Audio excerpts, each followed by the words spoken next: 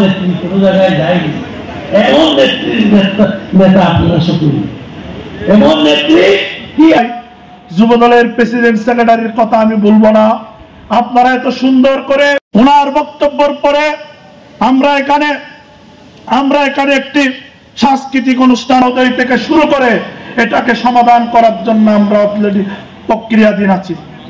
আপনাদের যদি কোনো অসুবিধা হয় হিসাবে কথা দিচ্ছে, আপনাদের অতীত আপনারা যখন জনগণের সমস্যা ছিল, আমরা আপনাদের নেতা সমস্ত নেতা কর্মীদেরকে বলছি, সমস্ত জায়গায় আপনারা আইন শৃঙ্খলা ঠিকঠাকের মতো আপনার পুলিশকে কোপারেশন করবেন এবং সরকারকে কোপারেশন দিবেন যতক্ষণ পর্যন্ত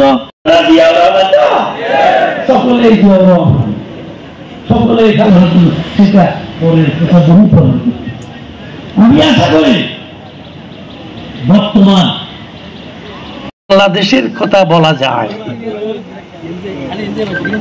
ভাইরা আমার, সকলের জন্য দোয়া আছে, দলকে শক্তিশালী করার জন্য আপনারা এগিয়ে যাবেন। রাস্তা পদ্মা সেতু বাড়াইতে পারবো, একটা ইউনিয়ন এত মূল্যবান করেছে কে? শেখ হাসিনা যেভাবে গেছে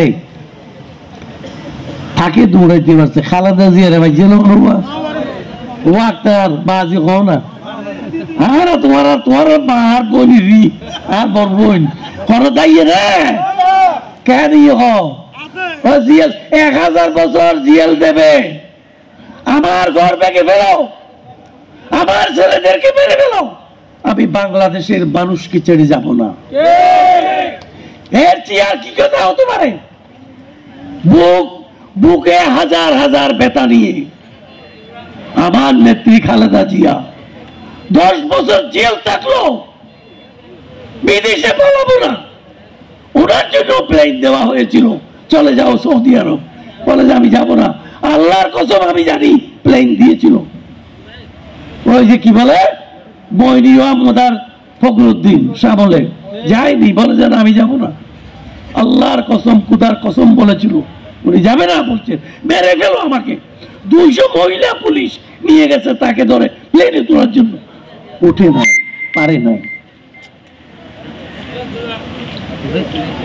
আর হাসিনা বাদ নাই দিতে ততর খাতাল মাছ। আপনাদেরকে প্রথমে এই দল যদি করেন, প্রেসিডেন্ট জিয়াকে চিনতে হবে, নাম জানলে হবে না। আল্লাহ বলেছেন কি রকম, কোরআন পড়লে হবে না, কোরআনকে বুঝতে হবে। কোরআনকে যদি বুঝতে না পারেন তাহলে সঠিকভাবে আল্লাহর বিরাট এই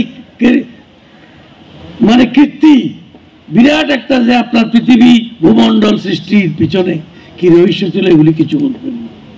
সেই জন্য আমাদেরকে প্রত্যেকটা বিষয়ে জানতে হবে, প্রত্যেকটা মানুষকে চিনতে হবে, প্রত্যেকটা দেশকে চিনতে হবে, পৃথিবীকে চিনতে হবে।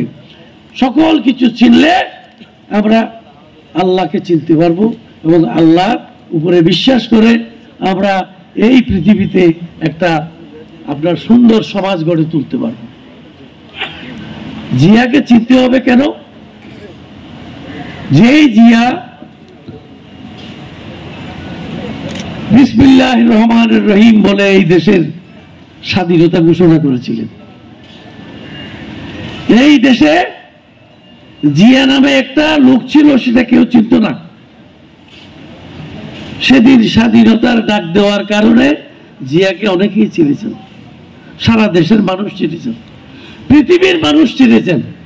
কি এমন একটা মানুষ আছে মেজর জিয়া, যে বাংলাদেশের স্বাধীনতা ঘোষণা করেছিলেন।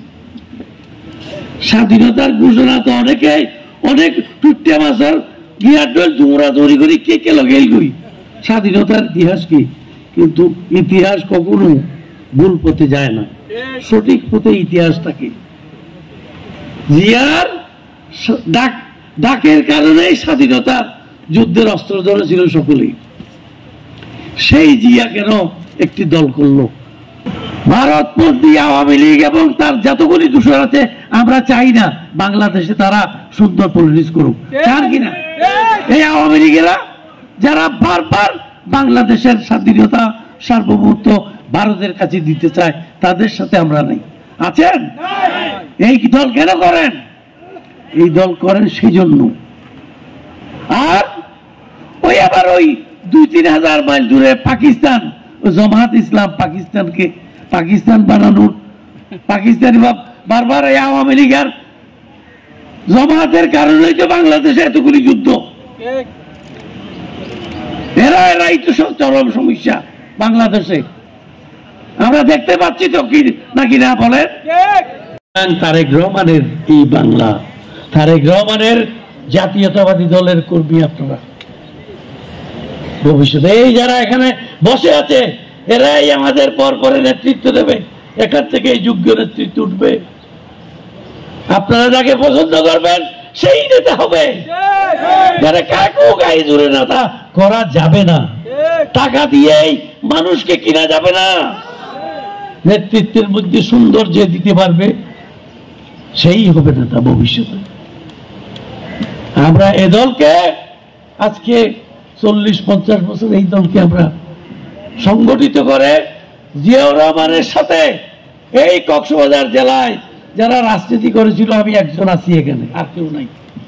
হয়তো 2-1 থাকলেও ওনারা ইনেকটিভ হয়ে গেছে।